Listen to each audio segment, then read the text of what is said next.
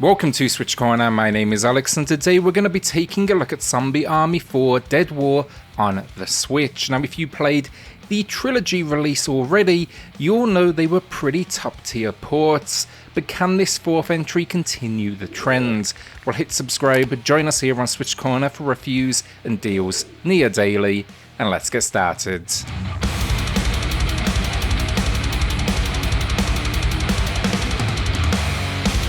Story then here continues its alternate history spin on the war, and in this case it is packed full of zombies. We killed a zombie Hitler at the end of the prior trilogy, but this doesn't seem to be slowing down his forces, who are in full horde mode. The big spin here basically is these zombies, they are getting more intelligent, they are now able to use weapons and equipment, though I will say not too effectively, but it's definitely still a scary threat. This story though takes us all over Europe and it is good fun. It embraces the B-movie from the storytelling itself to the movie style posters that accompany each chapter. This release then not only bundles in the base game, that was 9 chapters total, but adds the Season 1 pass as well. That was 3 additional levels alongside it. These they pick up where the base game left off and they are titled Terror Lab, Blood Count and Deeper Than Hell. Gameplay then, and for those that are not aware, Zombie Army as a series, it's a third-person shooter that supports both single player and then support online for up to 4 players. It's for sure got similarities to think World War C and the like, and each chapter here it's split into 4 levels outside of the opening chapter. Here though, battle zombies, fulfill a few simple objectives, reach a safe room, and then repeat. Going into war though, you'll have a main rifle, a secondary weapon and a pistol. This was actually a spin-off of Sniper Elite, so the rifle plays a big part even if it doesn't quite give you as many strategic set pieces, involving it. Dependent on the difficulty though, factors will impact the bullet trajectory, which is something I've always loved about it. My secondary weapon then, I went with shotgun for up close and personal, and my pistol, that was a last resort. Bullets in this game though, they run out quick, so I was frequently running around and scouring the map for that next refill. It's actually quite a challenging game at points as well, and the enemy variety, it is great throughout. It will slowly introduce more new intimidating foes, so it provides a decent little learning curve. These weapons to start the game though, they are just what I'd consider the base models. You see, at each safe house, not only will you be able to pick up health packs and a variety of grenades and mines, and of course more bullets, but you'll also have access to a workbench as well. Here you can upgrade your weapons with buffers and even find attachments like those that cause the bullets to explode or maybe electrocute enemies to the points where their heads pop. That is the only way to really truly kill them. If that head don't go pop, then you can use a melee attack or simply stomp on them when they fall to the ground. That's actually what I like with this one though. Its gameplay doesn't change too much and the objectives, honestly, they can be a little bit bland. But your abilities and your arsenal, it's always evolving. You'll even be building up a score multiplayer and unlocking special abilities, think like instant takedowns or even prolonged slow motion. Let's say as well, if you were to get taken down, if it's the first time in that run, you'll actually get a chance to revive yourself by simply taking down a few enemies on the ground while using your pistol. For me though, it strikes a decent balance between Sniper Elite's more challenging long-range play with its B-movie arcade-styled influences. Add on then the fact unlocks a link to challenges and it creates a really unique dynamic to the gameplay. Think for example here, if you want to unlock a new bullet type, well, to do that you must complete 50 double kills. It's a really interesting approach and it adds an extra angle to your run. The levels then, as I said, look broken down to 9 chapters from the main game and 3 for the expansion. They are all great. You'll go everywhere from canals to the zoo to a volcano to a more traditional wooded like location. Don't want to talk too much about the latter game, that will definitely lead to spoilers. It has a fair few open spaces though in these levels, think smaller sandboxes, and this is often where the game it bombards you with a horde of enemies and they can come from any direction. In these moments the game is particularly intense. It's all rounded out then with a whole host of collectibles, leveling up, high score chasing and a dedicated horde mode as well. This actually features 10 individual maps. When it comes to challenge then, we initially get 3 difficulty modes, so we can unlock a nightmare mode following your first completion.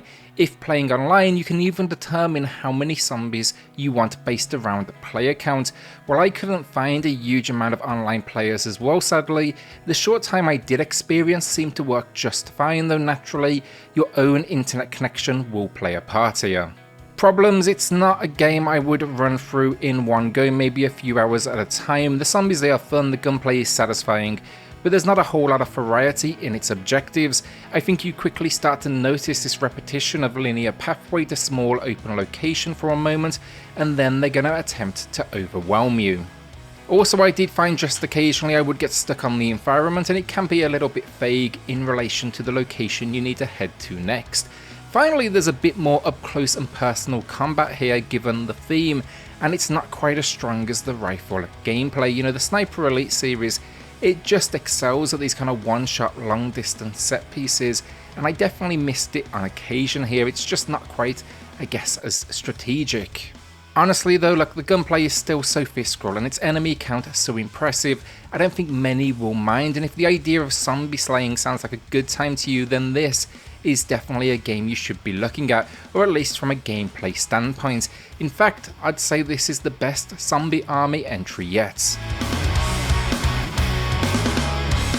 Graphically then, this was by far my biggest concern heading in. I like the trilogy even if it can be a little rough around the edges, but this is seriously an impressive port. The game often looks stunning, they've managed to keep a huge amount of detail in the world, and there's very little in the way of frame rate fluctuations.